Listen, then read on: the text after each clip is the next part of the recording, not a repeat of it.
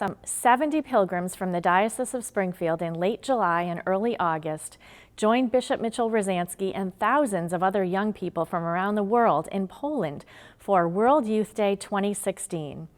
Hannah Green, our Catholic Communications summer intern, who's a sophomore at Simmons College in Boston, caught up with all of the pilgrims as they returned from this pilgrimage of a lifetime.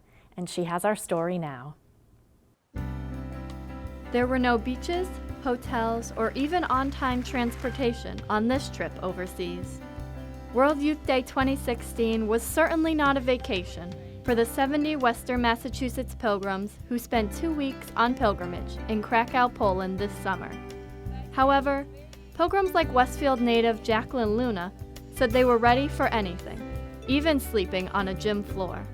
Some days we're tired, some days we're hot, we're far from where we're staying, so we know that it's not a vacation, it's a pilgrimage, and we have to take that discomfort and really find a meaning in it. Soon, the 2.6 million Catholics who converged on Poland this summer were engaging in a week of daily Mass, music, and prayer. Gina Serwinski, youth minister for the Diocese of Springfield, said Western Massachusetts pilgrims used their extended 2-week trip overseas to visit notable sites around Poland before and after World Youth Day. Some of the trips that we did, we started going to the monastery at Jasna Gora, Alert Czestochowa, which there were people from all over the world gathered.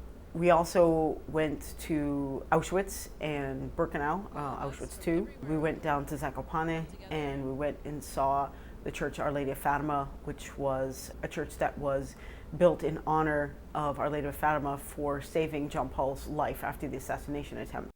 And of course, they got to see the Pope. Mother and daughter Michelle and Joelle Guzzi agreed that getting a wave from Pope Francis was the highlight of their trip.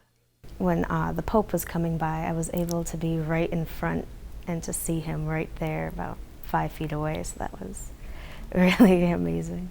And after a 24-hour-long journey home, the pilgrims were exhausted but uplifted as I joined them on their bus ride home from Logan International Airport in Boston to Mary Mother of Hope Church in Springfield. Springfield Bishop Mitchell T. Rosansky, who safely led the pilgrims to and from Poland this summer, shared how the pilgrims felt at the end of their pilgrimage. Our young people relayed to me that they really felt their faith deepened, to look around and see so many others of their age celebrating our Catholic faith. Krakow, the 14th city to host World Youth Day since its founding in 1985 by St. John Paul II, is known for its large Catholic population and abundance of churches.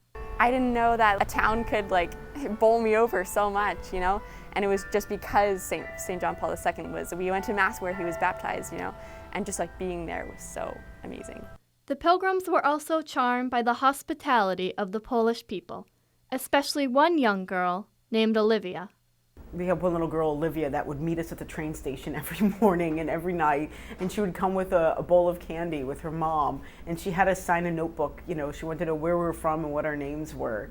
And at the end of the pilgrimage, everyone signed one of our World Youth Day backpacks and put some items in it for her, like memorabilia, and brought it to her house, and they all had a group picture with her.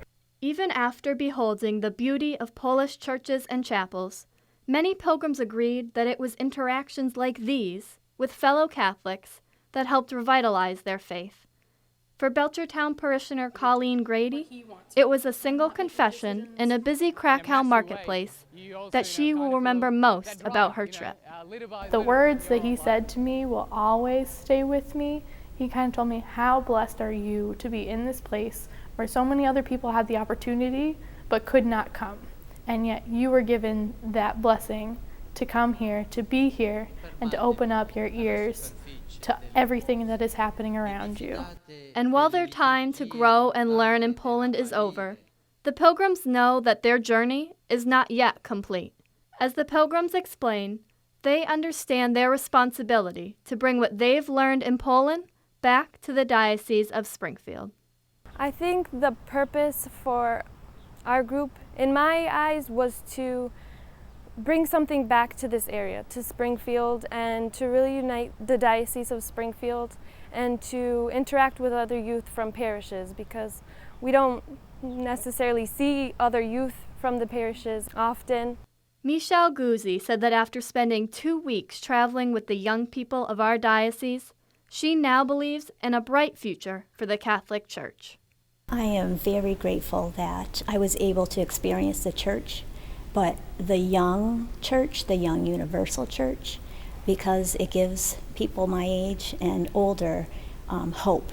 We have hope that our church isn't just dying off. Our church is so vibrant and important to people, and that was such a beautiful thing to witness. Bishop Rozansky said he found hope in these pilgrims' dedication to their faith. I hope our young people will be able to take that enthusiasm that we all celebrated at World Youth Day, bring it back here, share it with those whom they meet, and our faith certainly will grow and be secure because of that. Many pilgrims already have their sights set on World Youth Day 2019 in Panama, where they hope to continue to grow in their faith with the whole world watching. For Real to Real, I'm Hannah Green. Thanks, Hannah. I'm sure this was one experience that these young people will remember forever. And good luck to Hannah as she begins her sophomore year at Simmons.